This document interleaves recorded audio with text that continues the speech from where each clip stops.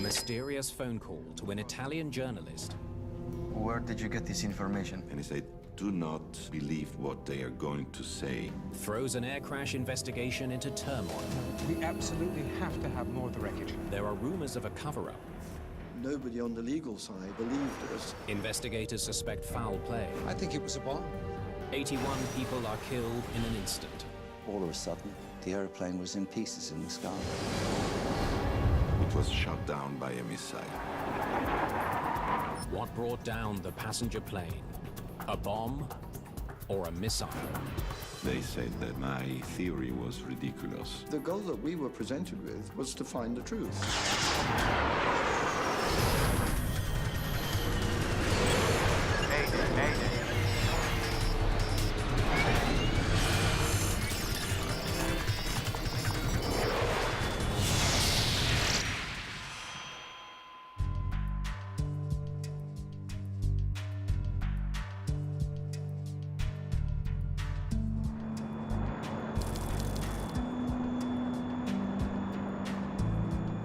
In the glow of the setting sun, Itavia Airlines Flight 870 cruises 29,000 feet above the Mediterranean Sea. Good evening, 870, maintaining 290 over Puma. Roger. Proceed Latina, Fonza. Roma, 870. Captain Domenico Gatti and First Officer Enzo Fontana are at the controls of the DC-9. The crew had the kind of experience that you would hope to see with your own particular crew on the flight that you're just about to take. And the flight itself was short and very easy to do. Among the 77 passengers is Alberto Bonfietti, a journalist on his way to meet his family in Palermo. Mio fratello Alberto. That Friday afternoon, my brother Alberto took that plane to go to Palermo and meet his wife and daughter, who were already there on vacation. The flight from Bologna to Palermo takes about an hour and a half. But just halfway to their destination, First Officer Fontana is running into a problem. Look at this, I'm getting nothing. Try Ponzo instead. Nothing. There's no signal from many of the navigation beacons that normally guide pilots towards Palermo. 870, Roma. It's like a graveyard tonight. We haven't found a single beacon working properly. Everything is a bit out. What is your heading? We are at 195. Without the beacons, the pilots need directions from air traffic control. I don't know if you want to keep that heading. Otherwise, you can go right 15 or 20 degrees. Okay, we put in 210.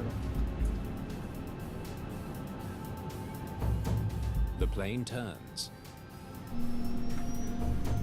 and flies into a pocket of turbulence. High-level turbulence, it's just like, it's like being on a road which has got potholes in it.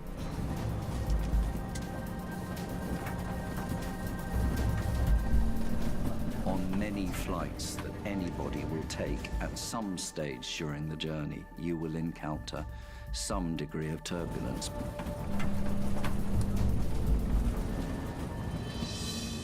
The pilots hope a lower altitude will give their passengers a smoother ride. Let's try to get under this. This is 870. Is it possible to get 250? Affirmative. You can start your descent now. Pilots quite often ask for a change of level. If they've got a little bit of choppiness, which they know will make the passengers uncomfortable or even nervous, then they'll try another level. And that's what we think they were trying to do. Ah, there we go, finally.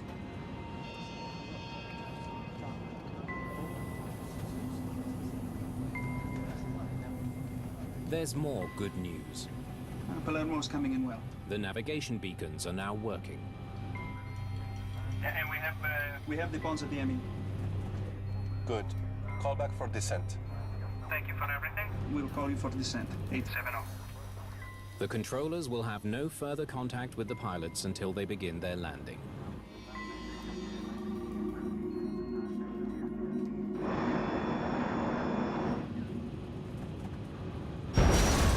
Just seconds later, Itavia Flight 870 breaks into pieces and disappears from radar.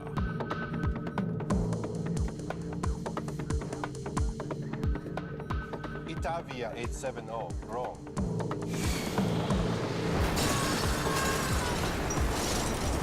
Itavia 870, Rome.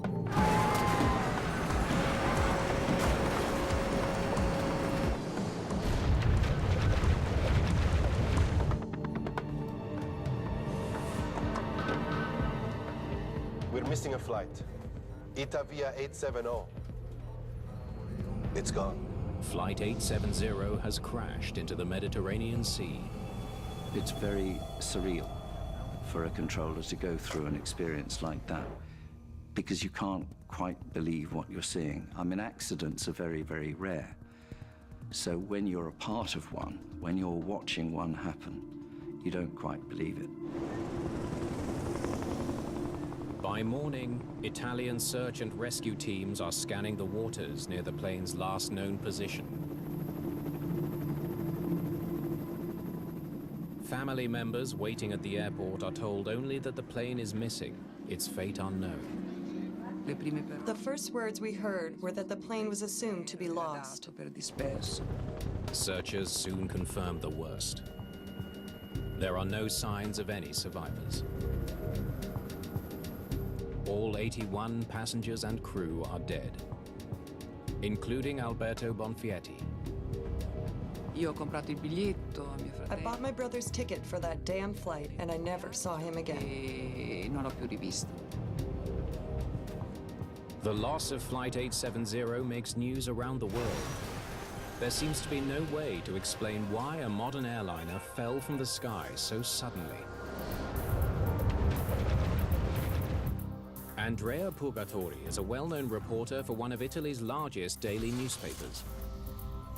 In 1980, I was an investigative reporter for Corriere della Sera, which was and is still the most important newspaper in Italy. On the night of the crash, he gets an astounding phone call. I received a phone call from an air traffic controller in Rome. Where did you get this information? And he said, I cannot talk to you long from this phone, but do not believe what they are going to say, because it was shot down by a missile. The source points him toward a controversial theory. Flight 870 was caught in the crossfire during a dogfight between NATO and Libyan jets. There was a situation of tension in the Mediterranean, which was very close to, the tension you have before a war. In 1980, the Mediterranean is a military hot zone. Italy lies just across the sea from Libya. It's an outlaw nation ruled by Colonel Muammar Gaddafi, an international pariah. At that time, Gaddafi was like Saddam Hussein or Osama bin Laden for the United States and most of the Western world. Has the political tension between Libya and the West somehow claimed the lives of 81 innocent people? Yes. I can guarantee your identity is safe with me. Purgatori is convinced he's on the verge of breaking a major international story. That was a kind of story that, as a reporter, you can, find probably once in your life, once in your career. Okay, let's meet. But it will take more than 30 years to find out what really happened that night in the skies over Italy.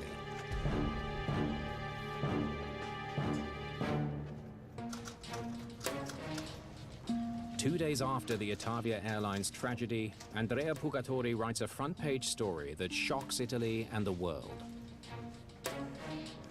It's out. I was the first to say, okay, there's a possibility that the DC-9 was hit by a missile. Purgatori does some digging and comes up with an astonishing theory. Western jet fighters, probably French, were engaging in an act of war with Libyan airplanes. And the Libyan airplanes were probably hiding themselves behind the DC-9. And the DC-9 was just, you know, in the wrong place, in the wrong moment, and it was hit by one of the missiles. The Italian government dismisses early media reports that a missile brought down Flight 870 and launches an official investigation into the crash. The Italian Air Force decided to give a press conference, which they said that my theory was ridiculous. 38 bodies have been recovered from the crash site. But most of the wreckage from Flight 870 has sunk to the bottom of the Mediterranean. Investigators have little to go on.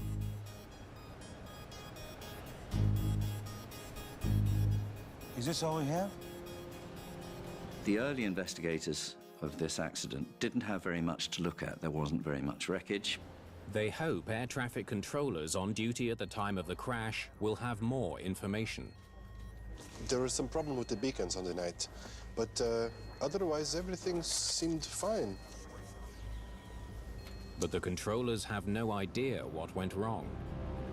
Palermo's coming in well. Good. Call back for descent. They heard no sign of trouble from the crew.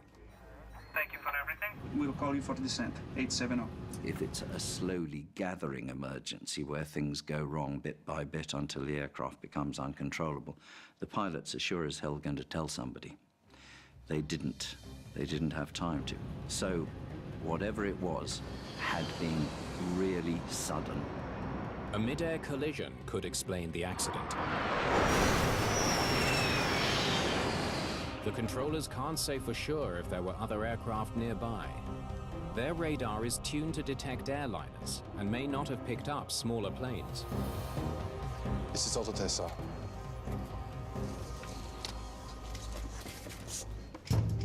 Investigators need a solid lead. They have no proof that a missile brought down the plane, but there's no proof of any other cause either.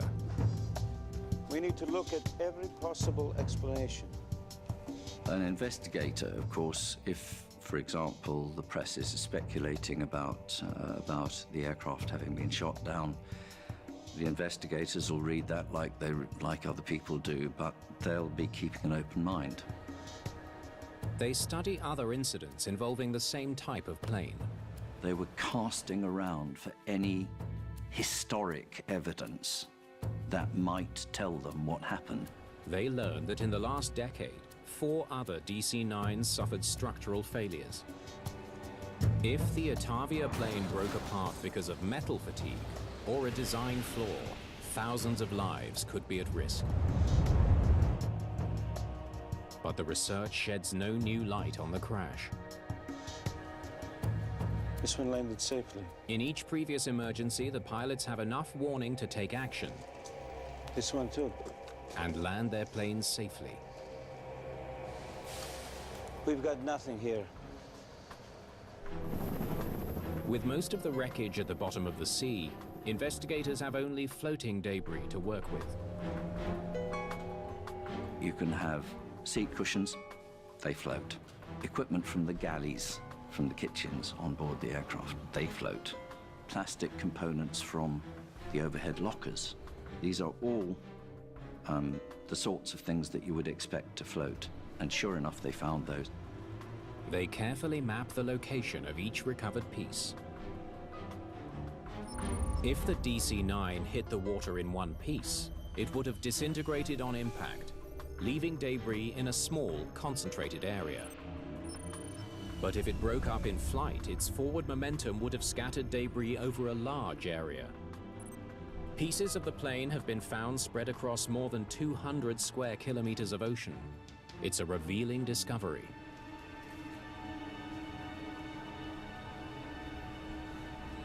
Too far apart to have happened on impact. The crew didn't know it was coming. Air traffic control didn't know it was coming. And then all of a sudden, the airplane was in pieces in the sky. Investigators scrutinize the debris for evidence that another airplane collided with Flight 870. They find nothing. Speculation about a missile strike only grows stronger. Certo. Certainly there were many reports. The newspapers, the television, the media talked about it a lot. Hanno ben parlato. Okay. Investigators hope a detailed analysis of the radar can give them some answers. They want to know if there was anything else in the skies that could have brought down the plane. They contact John McAdoo of the U.S. National Transportation Safety Board. All right, let's see what we can see. McAdoo is well suited for the job. He's a former Navy pilot and a radar expert. There is an obligation for the United States to help other countries with their investigation of an aircraft accident in their country if it was a United States manufactured aircraft. In this case, it was a Douglas DC-9. He studies an enhanced version of Flight 870's radar track, one that shows more detail than the air traffic controller could see. I received their radar printout, which included the beacon code track of this DC-9. Looks like this is where it broke up. Here are the pieces here. Radar works by bouncing radio waves off objects. When a plane breaks apart, each piece creates its own signal or return. Air traffic controllers tune their radar to detect airliners, but radar can be adjusted to display other objects. I want to get a closer look at this. You eventually start getting more than one radar return, so there's plenty to see. McAdoo sees no sign of a mid-air collision. Now, what have we here? But he does notice something unusual. There are 3 unidentified radar blips to the west of Flight 870. McAdoo reaches a startling conclusion. At that altitude, and this kind of speed, I'd say that was a high-speed jet. He could see traces of another airplane, which was not a civil plane. Coming from the west, at that time of day, they'd never see them coming. This unidentified object came out of the sun, which is a standard fighter pilot technique. Blinded by the sun, the DC-9 pilots would have had little chance to spot an incoming jet. I told him that it was possible that something was fired from another aircraft. It was quite clear that it was a fighter shooting a missile. McAdoo's analysis makes it more likely than ever that a fighter jet was flying near the DC-9. 3 weeks after the crash, new evidence comes to light. The wreckage of a Libyan fighter jet is found in the mountains of southern Italy. The discovery raises more suspicion and adds fuel to the missile theory. In my opinion, there were French fighters taking off from the base of Solenzara in the island of Corsica, intercepting the Libyan planes, and there was an act of war. For reporter Andrea Purgatori, the crashed fighter confirms his belief that Flight 870 was an unintended casualty in a secret skirmish between NATO and Libyan jets. Were the French firing to the Libyans or the Libyans firing to the French? This is difficult to say, but then the French fighters tried to chase the Libyan plane until it crashed on the mountains of Calabria in the southern part of Italy. The aircraft disappeared. There was an explosion. Was it a missile? Certainly, I thought, yeah, this is going to be distinctly possible. So far, the evidence for a missile strike is circumstantial. Then investigators get a lucky break. They come across an intriguing clue, a piece of shrapnel embedded in the body of a passenger. If they can identify where it came from, it might tell them what caused the explosion. There's something I would like you to see. Italian investigators travel to Washington with the piece of metal. Welcome to Washington, sir. Yes. Is this it? Yes. They ask the NTSB's John McAdoo to help identify it. Okay, let's take a look at it. It was about that size of a pin, slightly curved, okay, flat on one side. Now, where are you from? It was found in the thigh of one of the passengers. At NTSB, we had structural schematics of the entire DC-9. And based on what I thought about missiles, I started looking at the middle of the aircraft. The type of metal hints that it's from outside the cabin. We're going to need to look at the wheel wells. We went and looked in both wheel wells and matched this piece of metal up with the curved ribbing, unique ribbing on this panel. Next. Under the right wheel well, not the left wheel well. It wouldn't match the left wheel well.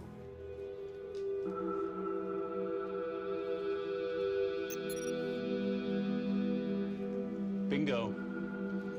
Say the jet fired the missile from here. It would explode as soon as it got close, about here. That would drive the shrapnel, including our piece from the wheel well, into the cabin.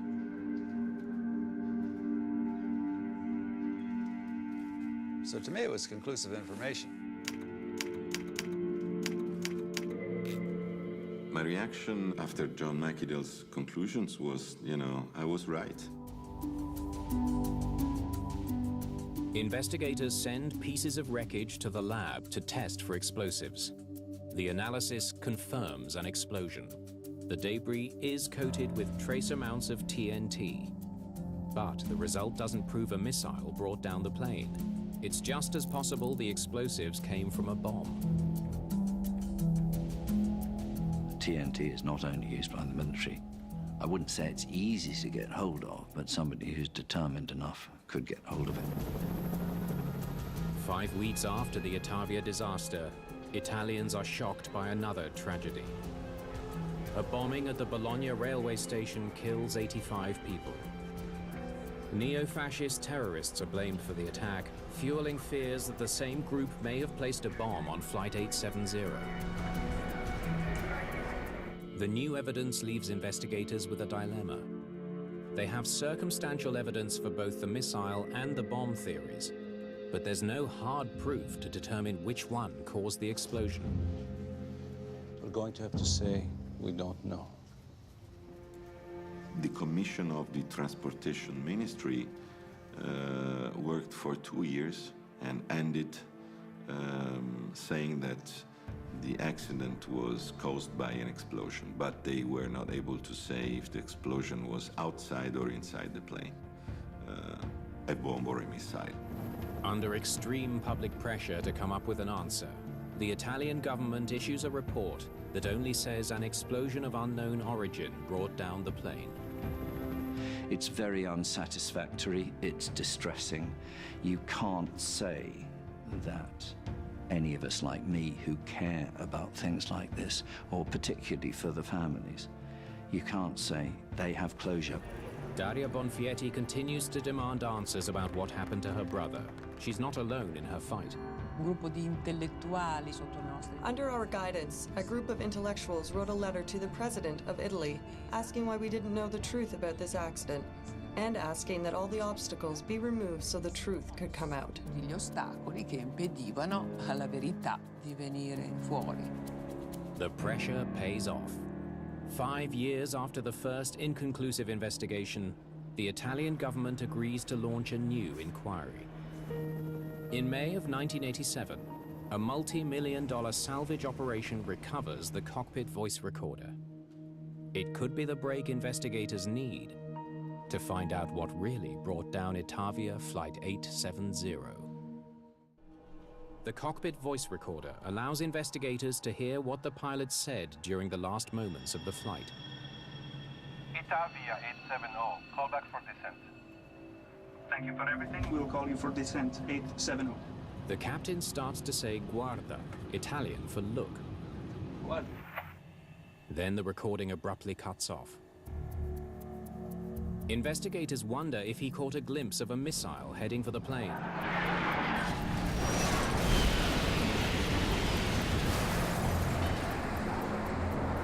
It's what you would expect someone to say if they saw something that was really strange coming toward you. Conjecture is that he was starting to say, look. But you might say, look at the artificial horizon. Could have been that. The salvage effort has recovered hundreds of pieces of debris from the sea floor. They're now being reassembled at a hangar near Rome.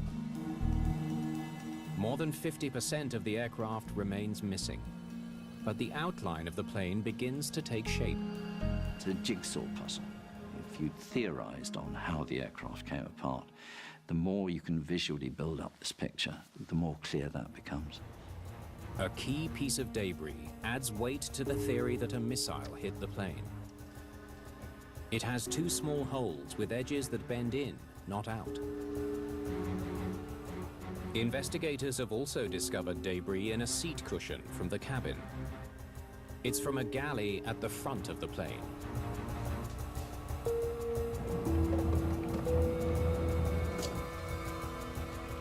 If a missile exploded near the front of the plane, it might have blown the piece towards the back.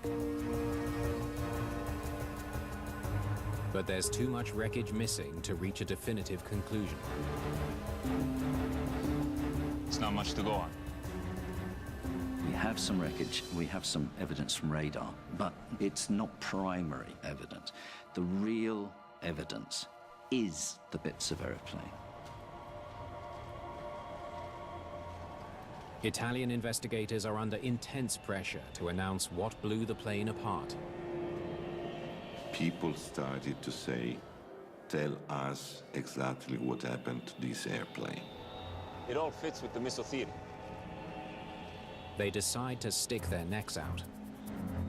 In 1989, they release an accident report that concludes the explosion was probably caused by a missile fired from an unidentified aircraft.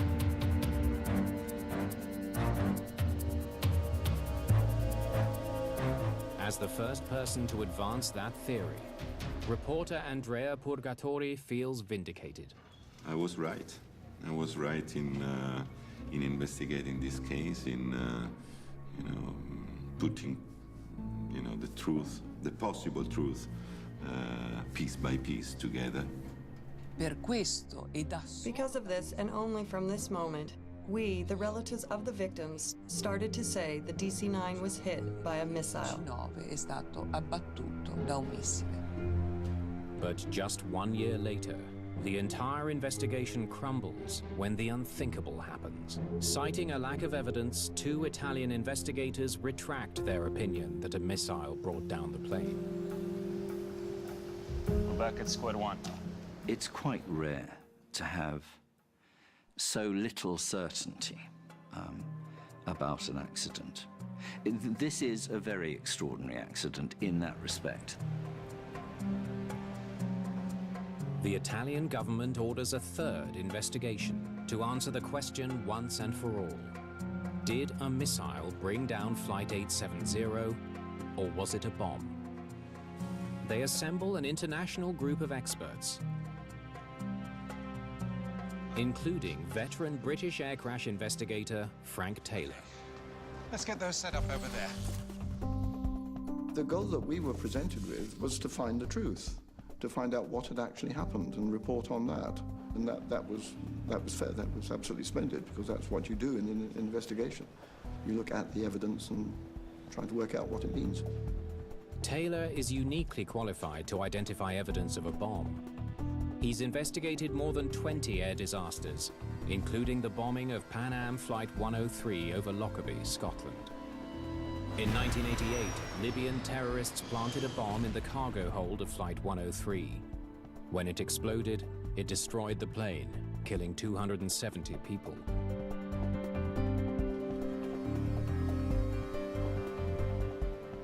Engineer Göran Lilja of Sweden is also on Taylor's team. He told me that it was a controversial air accident that had happened in the past, and that there was suspicions about the military involvement and a cover-up. Taylor is immediately concerned by how little wreckage has been recovered from Flight 870. Is this all the wreckage you've got? We're surprised that anybody came to any conclusion at all on the evidence we have, other than that it was almost certainly an explosion of some sort, somewhere.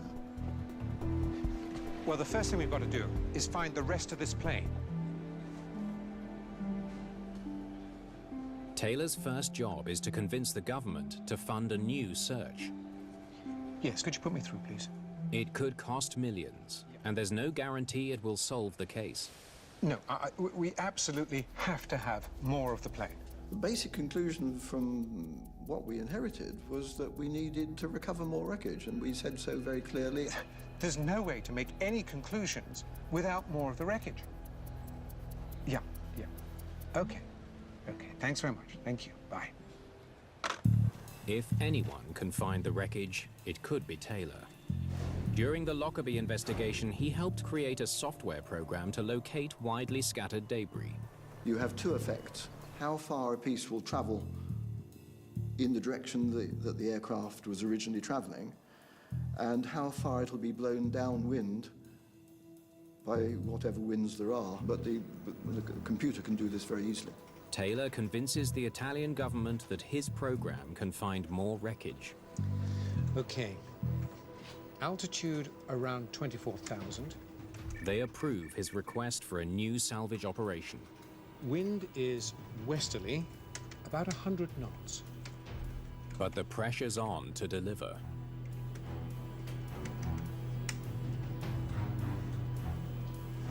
That's where we should be looking. The strategy works. The effort soon recovers another 40% of the plane. Eventually we found it. It was there, more or less within a few meters virtually of where we'd predicted. The location of the wreckage on the sea floor tells Taylor which pieces came off the plane first. Investigators now have a theory about how the plane came down. See those first pieces? The explosion was at the back of the plane, not the front. Then it hit nose first, like this. The reconstruction seems to match his theory. The wreckage at the front is in much smaller pieces than the rest of the plane. If an aircraft comes down very steeply at a very high rate of descent, if it hits the surface of the water, it's very, very nearly as disastrous to the structure as it would be if it were hit the granite side of a mountain.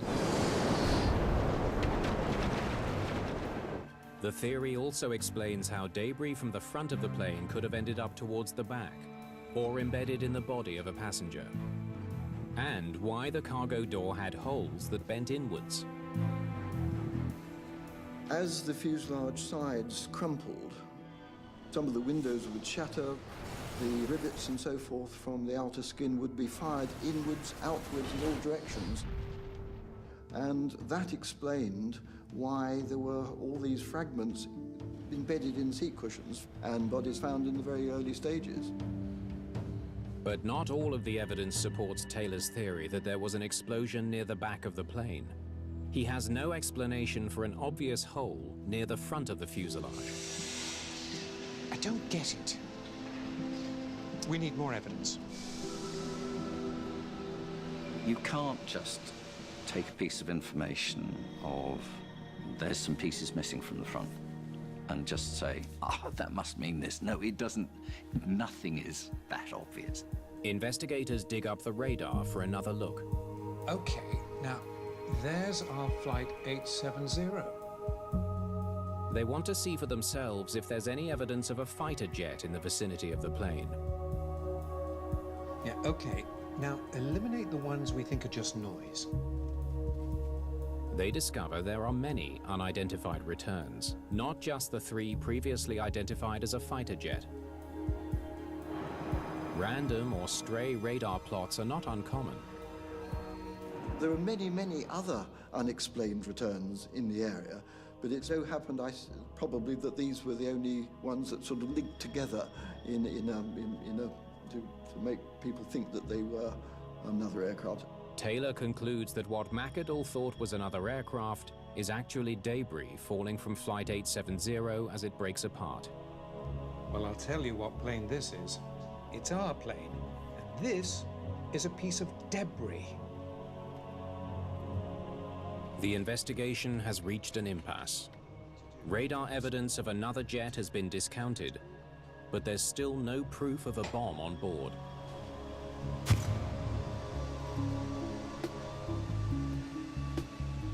Then Frank Taylor notices something odd near the back of the plane. There are a number of small, crumpled pieces of debris mixed in with areas that are nearly untouched. Something's not right. For Frank Taylor, it's a sign the debris has been placed in the wrong location. Basically, it just looked wrong. The progression of damage from intense crumpling, very small pieces, to very large pieces, and then back to small pieces just did not make any sense at all. One piece of wreckage stands out. Those numbers. I've seen them somewhere else. I came across quite a large piece of skin which had got penciled numbers written on the inside close to the stringers. Those are the horizontal stiffening pieces along the fuselage. I had never seen that piece before, but I remembered somewhere seeing another piece with penciled numbers on. Couldn't remember exactly where. I had a rough idea, so I just went looking.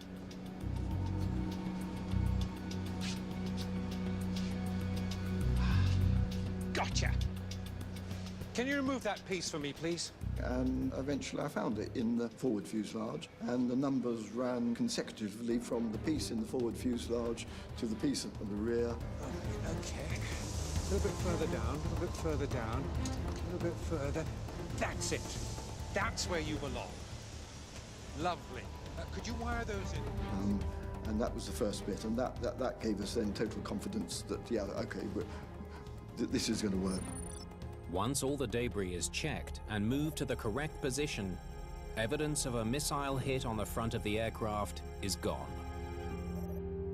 We could quite clearly see that there'd been no explosion of a missile outside in the areas that previous commissions, going right back to the early stages, had predicted.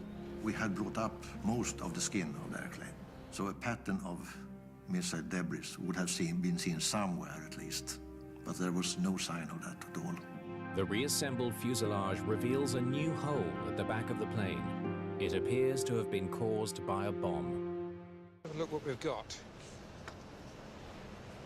Yes, well, we know what that is. Investigators study more wreckage from that part of the plane. What have we got here? Ha! Well, look at you. The steel wash basin has been bent upwards by an explosion. Just what investigators would expect to see if a bomb exploded in the rear lavatory. Yeah. The more we discovered, the more they all pointed back to an explosion in the rear toilet area. Taylor and his team finally have enough evidence to say what brought down Itavia Flight 870.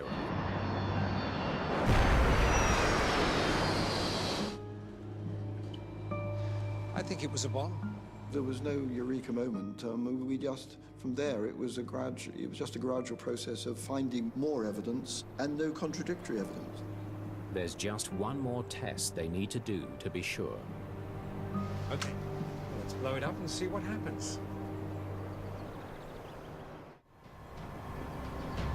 Okay, let's do it. Investigators place explosives inside a DC-9 lavatory to test their theory that a bomb brought down Flight 870. 3, 2, 1.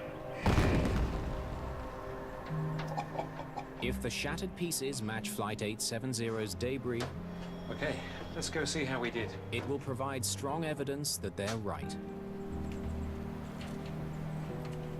The explosion creates distinctive damage. It's nearly identical to what was seen in the debris from the lavatory of Flight 870. Okay, measure that one, will you? Yeah. We were absolutely sure, yes, no doubt. The evidence can't reveal who planted the bomb, but investigators now have a good idea where it was placed.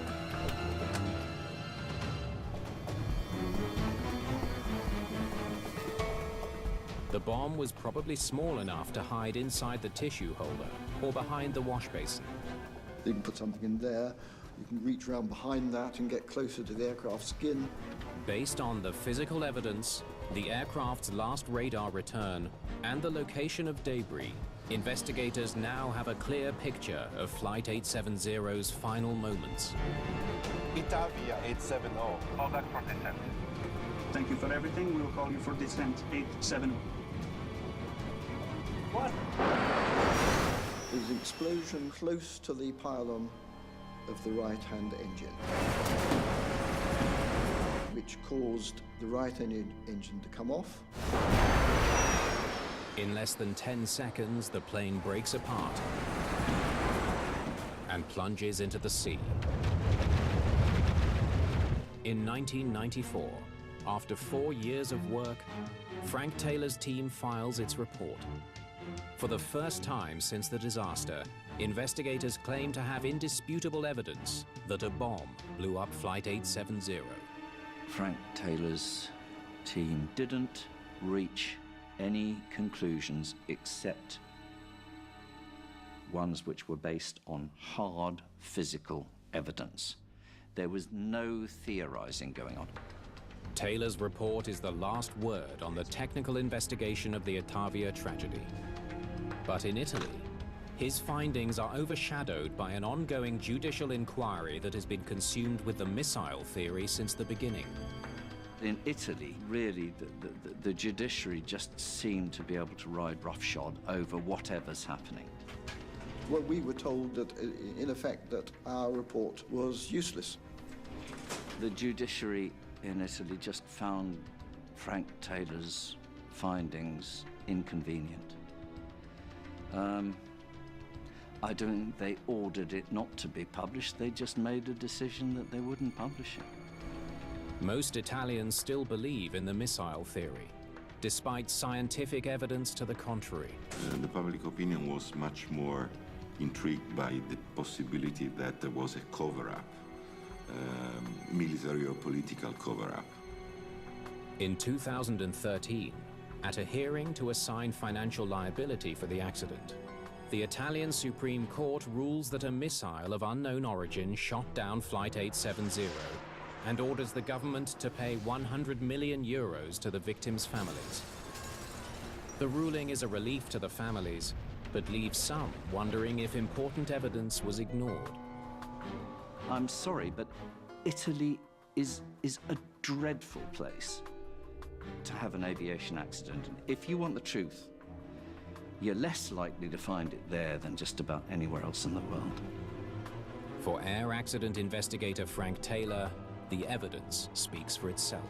We discovered quite clearly that somebody had planted a bomb there, but nobody on the legal side, it would appear, believed us, and therefore, so far as we're aware, there has been no proper search for who did it, why they did it, or anything else. As an engineer and an investigator, I cannot see why anybody would want to consider anything other than the truth.